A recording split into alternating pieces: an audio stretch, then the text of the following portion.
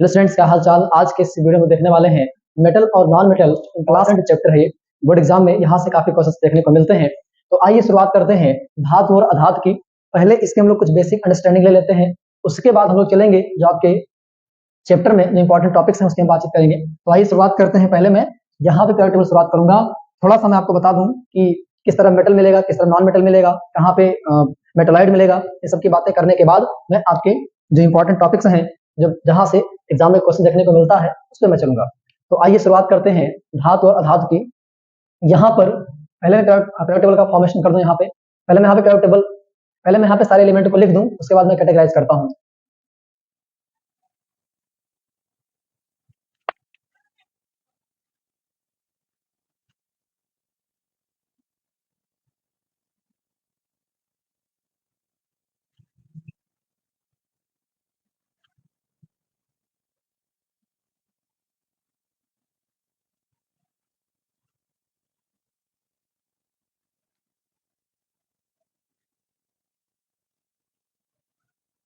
मैंने यहाँ पर पीरियोडिक टेबल के कुछ एलिमेंट्स को मैंने यहाँ पे मेंशन किया है, कुछ एलिमेंट्स को मैंने नहीं किया है क्योंकि उसकी जरूरत आपको नहीं है। ठीक है, तो एक बात का आप ध्यान रखिएगा कि इसमें ये जो दोनों होते हैं, पहले तो आप ये जान लीजिए इसमें कितने पीरियड होते हैं और कितने ग्रुप होते हैं। तो अगर देखा जाए तो यहाँ पर 7 पीरियड देखने को आपको मिलेंगे। कितने पीरियड होते हैं? 7 पीरियड देखने को आपको मिलेंगे। और उसके बाद आपको 18 ग्रुप देखने को मिलेंगे। इसको हिंदी में लिख लीजिएगा। इसको बोलते हैं आवर्त, इसको बोलते हैं वर्ग। इसको बोलते हैं आवर्त, इसको बोलते हैं वर्ग। ठीक है, तो ये वाली जो लाइन है, ये वाली जो लाइन है, ठीक है ना, जो कह सकते हैं हॉरिजॉन्टल जो लाइन है, वो क्या होती है? हमारी पीरियड होती है। और जो जो वर्टिकल लाइन है, ये क्या होती है? हमारी जो वर्टिकल लाइन है, ये क्या होती है? हमारी ग्रुप होती है। इस बात का ध्यान रखिएगा। तो ये पहला ग्रुप, दूसरा ग्रुप, ठीक है ना, उसके बाद तीसरा, चौथा, पांचवा, छठवां, ऐसे आप वहां तक 18 तक आप जाएंगे। तो ये वाले जो होते हैं क्या होते हैं? पीरियड होते हैं। और ये वाले जो होते हैं हमारे, ये ग्रुप होते हैं। इस बात का ध्यान रखिएगा। अब यहाँ पर जो पीरियड होता है, पीरियड से हम एक चीज का पता लगाते हैं। पहला पीरियड है, ये दूसरा पीरियड है, ये तीसरा है, ये चौथा है, ये पांचवा है, ये छठवां है, ये सातवां है। पीरियड से हम क्या पता लगाते हैं? पीरियड से हम ये पता लगाते हैं। इसके पहले एक बात मैं आपको और बता दूं कि एटम में आपको पता होगा कि अंदर न्यूक्लियस होता है, उसके बाहर कोष होते हैं, और कोषों में क्या होते हैं? इलेक्ट्रॉन होते हैं। ठीक है ना, कोषों में क्या होते हैं? इलेक्ट्रॉन होते हैं। तो नाभिक में 2 चीजें होती हैं, आपको पता होगा। न्यूक्लियस में, माफ कीजिएगा, एटम में नाभिक होता है। नाभिक में 2 चीजें होती हैं, एक होता है न्यूट्रॉन, एक होता है प्रोटॉन। क्या होता है? न्यूट्रॉन होता है और क्या होता है? प्रोटॉन होता है। न्यूट्रॉन होता है, प्रोटॉन होता है। जो न्यूट्रॉन होता है, जो न्यूट्रॉन होता है, इस पे नो चार्ज होता है, मतलब कोई चार्ज नहीं होता है। नो चार्ज बोले तो चार्ज नहीं होता है, नो मतलब नहीं। अगर मैं प्रोटॉन की बात करूं तो पी से प्रोटॉन, पी से पॉजिटिव, इससे या कौन सा चार्ज होता है? पॉजिटिव चार्ज होता है। इस बात का ध्यान रखिएगा। अगर मैं इलेक्ट्रॉन की बात करूं तो इलेक्ट्रॉन पे कौन सा चार्ज होता है? नेगेटिव चार्ज होता है। इस बात का ध्यान रखिएगा। इलेक्ट्रॉन पे कौन सा चार्ज होता है? नेगेटिव चार्ज होता है। तो एटम के अंदर न्यूक्लियस होता है। न्यूक्लियस में 2 चीजें होती हैं, एक न्यूट्रॉन होता है, प्रोटॉन होता है। इलेक्ट्रॉन जो होता है वो बाहर चक्कर लगाते हैं कोषों में। तो कोई आपसे पूछेगा कि बताओ पहले वाले पीरियड में, जो पहले वाले पीरियड में जो एलिमेंट हैं, ठीक है, उसमें कितने कोष होंगे? तो आप जवाब दीजिएगा। एक तो आप न्यूक्लियस बनाइएगा, इसमें आप 1 कोष बना दीजिएगा। कोई आपसे पूछेगा कि बताओ दूसरे वाले पीरियड में कितने कोष होंगे, तो आप न्यूक्लियस बनाइएगा, इसमें आप 2 कोष बना दीजिएगा। ऐसे कोई पूछेगा बताओ सोडियम में कितना होगा, तो सोडियम किस आवर्त में आता है? तीसरे आवर्त में आता है। तो सोडियम के पास क्या होगा? 3 कोष होगा। इस बात का ध्यान रखिएगा। तो जो एलिमेंट जिस पीरियड में आएगा, जिस आवर्त में आएगा, उसके पास उतना कोष होगा। इस बात का ध्यान रखिएगा। क्या होगा? उतने कोष उसके पास होंगे। ज्यादा बात नहीं करूंगा, नहीं तो जो वीडियो लेंदी हो जाएगा। ठीक है, तो इस बात का ध्यान रखिएगा। एटम के अंदर 3 चीजें होती हैं, neutron, proton, electron. Neutron, proton जो होते हैं न्यूक्लियस के अंदर होते हैं, इलेक्ट्रॉन जो होता है वो बाहर चक्कर लगाते हैं। इस बात का ध्यान रखिएगा। चलिए, तो इस बात का ध्यान रखिएगा। तो पीरियड में क्या बताता है? कोषों की संख्या बताता है, कितने कोष उसमें होंगे। ठीक है, अब आइए हम बातचीत कर लेते हैं कि कुल मिलाकर के देखा जाए, तो पीरियोडिक टेबल में देखते हैं कि जो तत्व होते हैं, जो तत्व हैं, ठीक है ना, तत्व का पहले मैं डेफिनेशन दे दूं। जो तत्व होते हैं, जो तत्व होता है वो एक ही प्रकार के परमाणु से मिलकर के बना होता है। इस बात का ध्यान रखिएगा। जो तत्व होता है वो एक ही प्रकार के परमाणु से मिलकर के बना होता है। इसकी डेफिनेशन आप ऐसे दे सकते हैं। और तत्व को 3 रूपों में कैटेगराइज किया गया है। ठीक है, कौन कौन सा? एक धातु, एक उपधातु और एक अधातु। इस बात का ध्यान रखिएगा। एक धातु, एक उपधातु, एक अधातु। अब धातु कहाँ है, उपधातु कहाँ है, अधातु कहाँ? पहले मैं इसकी बात कर लेता हूं। इसको बताने से पहले एक बात मैं आपको और बता दूं। पूरे पीरियोडिक टेबल में देखा जाए तो 118 एलिमेंट हैं। ठीक है ना, देखा जाए अगर तो प्रकृति में कितने एलिमेंट पाए जाते हैं? 118। मच्छर बहुत तेज काट रहे हैं, फैन चलाऊंगा तो आवाज नहीं आएगी अच्छे से। तो यहाँ पर क्या होगा कि 118 एलिमेंट कुल मिला करके हैं। कितने एलिमेंट हैं? 118 एलिमेंट हैं। 118, ठीक है ना, 118। इसमें से जो 92 है ये क्या है, नेचुरल है, क्या है ये, नेचुरल है, प्राकृतिक है, ठीक है ना, प्रकृति में पाए जाते हैं। प्रकृति में पाए जाने का मतलब जैसे मान लीजिए मूली है, गाजर है, ठीक है ना, ये प्रकृति में पाया जाता है, ठीक है। ऐसा थोड़ी है कि मशीनों से बनाएंगे आप, या आप घर पे अपने बना लेंगे, कोई जुगाड़ करके आप खुद से नहीं बना सकते हैं, ठीक है ना, बीज बोया जाएगा तब जाकर मिलेगा, ठीक है। तो 92 ऐसे हैं कि जो नेचुरली हैं, और जो शेष बचते हैं 118 में से, ठीक है ना, वो बनाए जाते हैं, तो संश्लेषित किए जाते हैं प्रयोगशाला में, लैब में वो बनाए जाते हैं। जो 118 एलिमेंट हैं इसमें 92 जो हैं वो क्या है, प्रकृति में पाए जाते हैं, नेचुरल पाए जाते हैं, और 192 को छोड़ करके जो बचे हुए हैं वो प्रकृति में बनाए, सॉरी माफ कीजिएगा, वो लैब में बनाए जाते हैं। तो इस बात का ध्यान रखिएगा। तो एलिमेंट को 3 रूपों में डिवाइड किया गया है, एक धातु, एक उपधातु, एक अधातु। आप कहेंगे धातु के बाद अधातु आना चाहिए, तो इस सीक्वेंस में मैंने लिखा है, और सुनना मेरी बात ध्यान से, ये वाला, ये वाला, ये और ये, ठीक है। 1 2 3 4 5 6 7, कई बुक में एक कम रहता है, ज्यादा रहता है, ठीक है ना, परेशान मत होइएगा, इसको देख लीजिएगा एक बार। तो ये हमारे क्या है, उपधातु है, क्या है ये, उपधातु है, इनको बोलते हैं मेटलॉइड, क्या बोलते हैं, मेटलॉइड, हिंदी में लिख लीजिएगा उपधातु, क्या बोलते हैं, उपधातु बोलते हैं। अब सुनना मेरी बात ध्यान से, इस उपधातु के इधर जितने भी एलिमेंट हैं, इस स्टूडेंट्स अब हम बात करेंगे कि जो ये उपधातु है, ठीक है, इसको मेटलॉइड बोलते हैं, मेटलॉइड। इसके इधर जितने भी एलिमेंट हैं हमारे क्या होंगे, धातु होंगे, मतलब कि मेटल होंगे, इस बात का ध्यान रखें, क्या होंगे, मेटल होंगे। और ये वाले जो होंगे नॉन मेटल होंगे, अधातु होंगे, और ये वाले जो होंगे ये आपके अक्रिय गैस होंगे। ये जो 18 वाला एलिमेंट है ये क्या होगा, हमारा अक्रिय गैस होगा, इस बात का ध्यान रखिएगा। यहाँ पे आपको उपधातु का मैट्रिक बता देता हूँ, कैसे आप याद रखेंगे, कितने उपधातु होते हैं, तो इसको याद रखिएगा, बस सब, तो नीचे लिख दूं, हो सकता है ना आए, बस सब टीपो साई जी को, तो बी से हो जाएगा बी, बा से हो जाएगा बी, अस सब टी पो साई जी को, ठीक है ना, तो बस सब टी पो साई जी को, ठीक है ना। तो ये हमारे क्या हो गए, उपधातु हो गए। उपधातु के घर वाले क्या होंगे, धातु होंगे। उपधातु के घर वाले क्या होंगे, अधातु होंगे। उसमें से जो 18 वाला, जो 18th ग्रुप वाला एलिमेंट होगा वो क्या होगा, इनर्ट गैस होगा, इस बात का ध्यान रखिएगा, इनर्ट गैस में आता है, इस बात का ध्यान रखिएगा। मच्छर अटैक किए हुए हैं बहुत तेज, ठीक है। अब एक बात का ध्यान रखिएगा कि जो मेटल होते हैं वो पॉजिटिवली चार्ज होते हैं, कुछ बातें आप नोट कर लीजिएगा। जो मेटल होते हैं पॉजिटिवली चार्ज होते हैं, जो मेटल होते हैं वो क्या होते हैं, सॉलिड फॉर्म में होते हैं। एक ऐसा है मरकरी जो लिक्विड फॉर्म में होता है, बाकी सब सॉलिड फॉर्म में होते हैं, मतलब कि ठोस होते हैं सब, ठीक है। और इसके घर वाले जो अधातु हैं, ठीक है, मतलब कि जो अधातु हैं वो लिक्विड भी हो सकते हैं, सॉलिड भी हो सकते हैं, गैस भी हो सकते हैं, तीनों हो सकते हैं, गैस और द्रव गैस तीनों भी हो सकते हैं। अब हम बढ़ते हैं नेक्स्ट कॉन्सेप्ट की तरफ।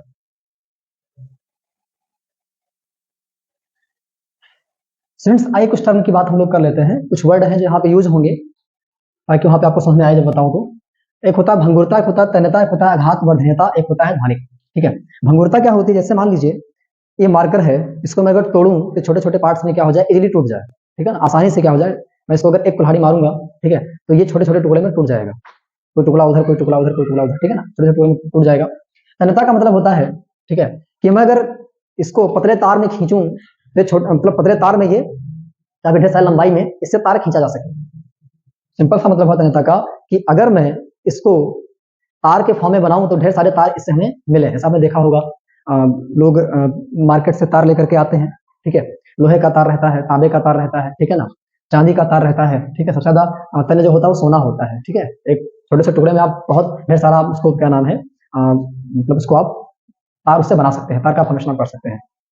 तो उसके बाद आता है आघात वर्धनीयता। आघात वर्धनीयता का मतलब होता है कि उसको जब पीटे, ठीक है ना, तो चादर के रूप में हो जाए। जैसे आपने देखा होगा कि गांव में लोग क्या करते हैं कि छोटे से लोहे के टुकड़े को लेकर के जाते हैं लोहार के पास, उससे कुल्हाड़ी बनवाते हैं, ठीक है। उसे गांव में खुरपी वगैरह यूज किया था ना, जो होता है, ठीक है, तो उससे लोग क्या करते हैं, औजार बनवाते हैं, ठीक है। उसको पीट पीट के क्या करते हैं, उसको पीटने से फैल जाता है, पीटने पे क्या होता है, वो चादर के रूप में फैल जाता है। आपने गाँव में देखा होगा, गाँव में क्या हर जगह पे जो ये लोहे की चादर आती है, सीट आता है, लोग रखते हैं उसको बारिश के मौसम में, ठीक है, क्योंकि बारिश से बचा जा सके, छांव वगैरह रहे, ठीक है। तो आघात वर्धनीयता का मतलब हुआ कि उसको पीट पीट करके सीट में, सीट की तरह, चादर की तरह उसको क्या उसको फैलाया जा सके, उसको पीट पीट करके चादर की तरह, उसको सीट की तरह उसको फैलाया जा सके, ठीक है, तो सीट बनाया जा सके उसका।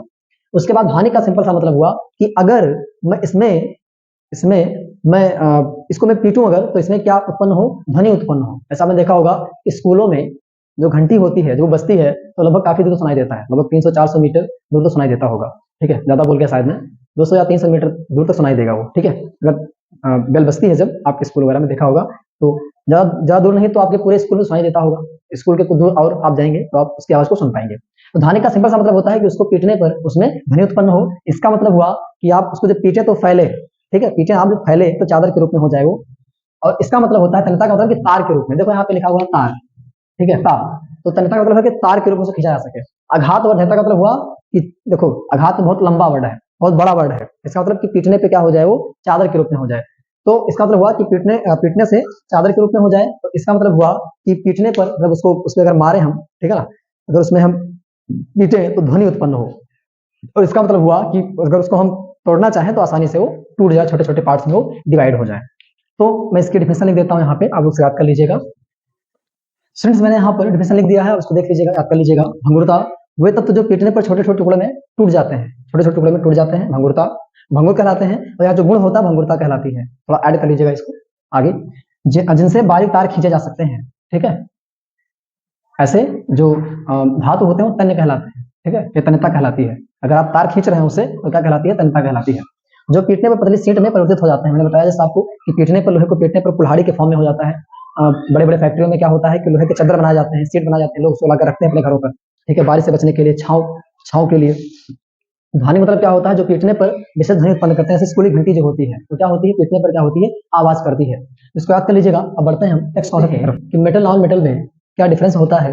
अगर डिफिनेशन को लिखने के लिए कहेगा तो आप डिफिनेशन जैसे आप लिख सकते हैं, परेशान को बिल्कुल नहीं होना है कि धातु क्या है, तो आप इन चीजों को आप लिख सकते हैं धातु के रिस्पेक्ट में। स्टूडेंट्स आज देखते हैं धातु तथा धातुओं के भौतिक गुणधर्म, दोनों में अंतर क्या होता है, उनमें क्या क्या विशेषताएं होती हैं। तो आइए देखते हैं। यहाँ मैं लिख दिया भौतिक गुण, इसका मतलब कि क्या क्या मैं यहाँ पे ले रहा हूँ, किसके संदर्भ में बातचीत कर रहा हूँ, किसके रिस्पेक्ट में बातचीत कर रहा हूँ मैं। ये धातु की बात होगी, यहाँ पे अधातु की बात होगी, मेटल की, यहाँ पे नॉन मेटल की। पहले बात लूंगा फिजिकल स्टेट की, भौतिक अवस्था, फिजिकल स्टेट, ठीक है, कि लिक्विड है कि ठोस है ना, लिक्विड है कि सॉलिड है कि गैस है। तो भौतिक अवस्था में जो धातु होता है वो क्या होता है, जनरली ठोस होता है। जो धातु होता है जनरली क्या होता है, ठोस होता है। मरकरी को छोड़कर बता चुका हूं मैं। जो अधातु होते हैं तीनों हो सकते हैं ये, जैसे नाइट्रोजन गैस है, ऑक्सीजन गैस है, सल्फर ठोस है, सल्फर सॉलिड है, ठीक है, और नाइट्रोजन गैस है, ऑक्सीजन गैस है, फ्लोरीन क्लोरीन गैस है, ब्रोमीन देखा जाए तो लिक्विड है, आयोडीन आपका ठोस है। उसके बाद बात करेंगे चमक की, ठीक है ना। चमक की साइन करता है कि नहीं करता है, तो धातु साइन करता है। जैसे लोहा हो गया, चांदी हो गया, तांबा हो गया, इसमें चमक होती है थोड़ी बहुत, ठीक है, थोड़ी बहुत का, किसी में ज्यादा चमक होती है, किसी में कम चमक होती है, ठीक है, इसमें चमक नहीं होती है। लेकिन आयोडीन ग्रेफाइट को छोड़ दिया जाएगा, अपवाद में लिख लीजिएगा, यहाँ पे लिखा नहीं हूँ, केवल आयोडीन ग्रेफाइट लिखा हूँ। आयोडीन ग्रेफाइट को छोड़ दिया जाएगा तो सब में क्या होती है, तो सॉरी, किसी में चमक नहीं होती है, आयोडीन ग्रेफाइट में चमक होती है, ठीक है। ग्रेफाइट आप देखे होंगे, वो जो पेंसिल साहब ने लिखा होगा, ठीक है, तो उसका जो नोक वगैरह जो रहता है पेंसिल में, जो जैसे लिखते हैं हम लोग। उसके बाद बात करेंगे है, पारदर्शी भी होता है, कुछ पारदर्शी होता है, कुछ अपारदर्शी होते हैं, इस बात का ध्यान रखिएगा। शीशा जो होता है क्या है आपका, हाँ, तो स्टूडेंट्स ये पारदर्शी भी हो सकते हैं और अपारदर्शी हो सकते हैं, दोनों हो सकते हैं, इस बात का ध्यान रखिएगा। कुछ पारभासी भी होते हैं। उसके बाद चालकता की बात की जाएगी, ठीक है ना, कंडक्टिविटी की बात की जाएगी, चालकता की। तो धातु जो होते हैं पता ही होगा आपको कि वायर वगैरह में यूज किया जाता है, तो इसका मतलब इलेक्ट्रिसिटी कंडक्ट करता होगा, इलेक्ट्रिसिटी इसमें फ्लो होती होगी। तो विद्युत तथा उष्मा का क्या होता है, ये सुचालक होता है, ठीक है ना। इलेक्ट्रिसिटी का और हीट का मतलब कि अगर आप इसको धूप में रख देंगे तो गर्म बहुत जल्दी गर्म हो जाएगा, लकड़ी गर्म नहीं होगी, ठीक है, प्लास्टिक गर्म नहीं होगी, ठीक है। तो इलेक्ट्रिसिटी का क्या होता है, इसमें इलेक्ट्रिसिटी फ्लो करती है, और अगर आप धूप में रखेंगे या इसको आप हीट देंगे तो ये गर्म हो जाएगा, ठीक है। तो इसमें इलेक्ट्रिसिटी और हीट के क्या होते हैं, ये अच्छे कंडक्टर होते हैं, ठीक है। मतलब कि विद्युत और उष्मा क्या होता है, सुचालक होता है। अगर किसी में इलेक्ट्रिसिटी फ्लो कर रही है तो हमारा वो सुचालक होता है, ठीक है, विद्युत और सुचालक कहा जाएगा। अगर कोई उष्मा ले रहा है तो क्या कहा जाएगा, हीट कंडक्ट कर रहा है, ठीक है। अब आइए यहाँ बातचीत कर लेते हैं। ये विद्युत और उष्मा के कुचालक होते हैं, ठीक है ना। इसमें ना तो इलेक्ट्रिसिटी फ्लो करती है और ना ही हीट का कोई विशेष प्रभाव पड़ता है, हल्का फुल्का ये गर्म होते हैं, अगर होते भी है तो बहुत हल्का फुल्का, ठीक है। तो यहाँ पर लेकिन यहाँ पर दो एक्सेप्शन आपको देखने को मिलेंगे। पहला है ग्रेफाइट। जो ग्रेफाइट होता है, ठीक है, जो ग्रेफाइट होता है इसमें इलेक्ट्रिसिटी फ्लो करती है और हीट भी कंडक्ट होती है, इस बात का ध्यान रखिएगा। हीट भी कंडक्ट होती है और इलेक्ट्रिसिटी भी क्या होती है, फ्लो करती है। और हीरा जो होता है, हीरा तो देखा जाए जितने भी कंडक्टर हैं, इतने भी कह सकते हैं कि वो हीट के अच्छे कंडक्टर हैं, उसमें से एक ये माना जाता है हीरा। हीरा बहुत ही अच्छा उष्मा का सुचालक है, ठीक है, इस बात का ध्यान रखिएगा। जितने भी एलिमेंट हैं उसमें देखा जाए तो कहीं ना कहीं सामान्यतया हीरा जो है उसमें क्या है, बहुत ही अच्छा सुचालक है। ठीक है, तो यहाँ पे दो आपको सेक्शन देखने को मिलते हैं। तो आइए अब और फिजिकल प्रॉपर्टी की बात कर लेते हैं, कुछ और प्रॉपर्टी की बातचीत कर लेते हैं। घनत्व डेंसिटी इसकी उच्च होती है, इसकी निम्न होती है, मतलब कम होती है। फ्रेंड्स आइए कुछ और प्रॉपर्टी की बातचीत कर लेते हैं। इसकी डेंसिटी होती है वो क्या होती है, माफ कीजिएगा फ्रेंड्स, आइए और प्रॉपर्टी की बात हम लोग कर लेते हैं। यहाँ पे इसकी डेंसिटी जो होती है, मेटल की जो डेंसिटी होती है वो क्या होती है, हाई होती है, और जो नॉन मेटल की होती है वो कम होती है। इस बात का ध्यान रखिएगा, ठीक है।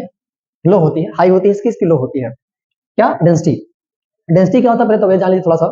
जैसे मान लीजिए मैंने कहा, मैंने 200 ग्राम का बाट ले लिया, 200 ग्राम का क्या ले लिया, बाट ले लिया, ठीक है, 200 ग्राम का बाट ले लिया, और मैंने 1 किलो रुई ले लिया, 1 किलो क्या ले लिया, रुई ले लिया, और मैंने आपको फेंक के मारा, 1 किलो रुई फेंक के मारा, ठीक है, और 200 ग्राम बाट, 200 ग्राम का जो बाट है उसको फेंक के मारा, तो चोट किससे ज्यादा लगेगा, इससे ज्यादा लगेगा, इससे नहीं लगेगा, ठीक है, इससे कम लगेगा, ठीक है।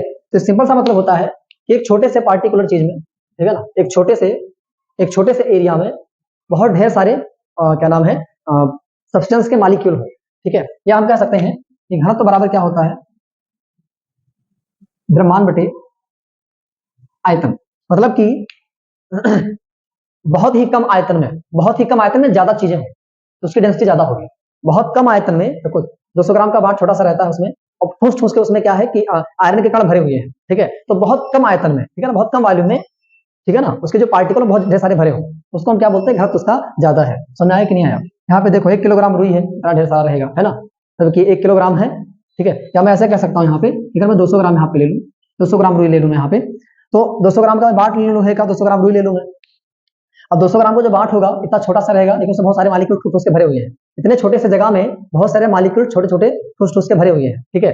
तो डेंसिटी का सिंपल सा मतलब होता है कि कम जगह में ज्यादा चीज आ जाए तो उसकी डेंसिटी क्या होगी, ज्यादा होगी।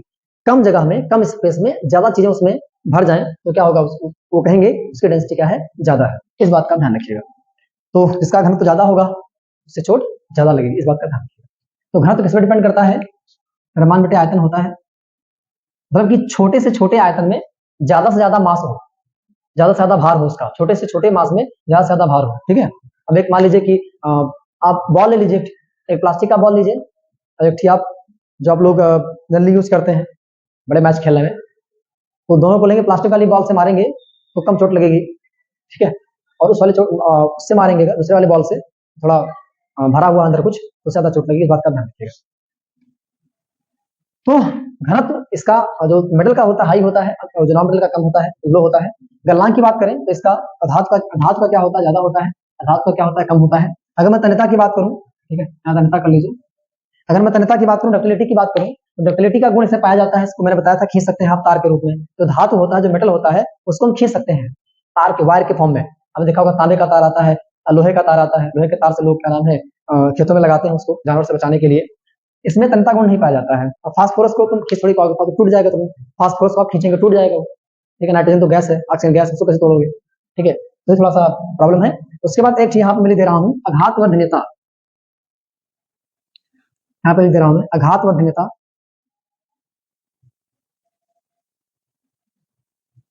मेलेबिलिटी, इसको डक्टिलिटी बोलते बता चुका हूं मैं, मेलेबिलिटी बता चुका हूं मैं, ठीक है, कि इसको पीट पीट करके पतले चादर के रूप में इसको हम पतले चादर इसको पीट पीट कर हम पतले चादर के फॉर्म में लाएं, ठीक है ना। बड़े बड़े लोहे को हम लोग पीट पीट करके या काट काट के उसको पतले चादर के फॉर्म में हम कर पाए, ठीक है। तो वो होता है हमारा आघातवर्धनीयता। तो इसमें पाया जाता है, इसमें नहीं पाया जाता, इस बात का ध्यान यहाँ लिख दीजिएगा कि इसको हम पीट पीट कर, ठीक है, पीट पीट करके पतले पतले सीट में क्या कर सकते हैं, चेंज कर सकते हैं, परिवर्तित कर सकते हैं, और इसमें हम नहीं कर सकते हैं, इसको लिख लीजिएगा आप लोग। अब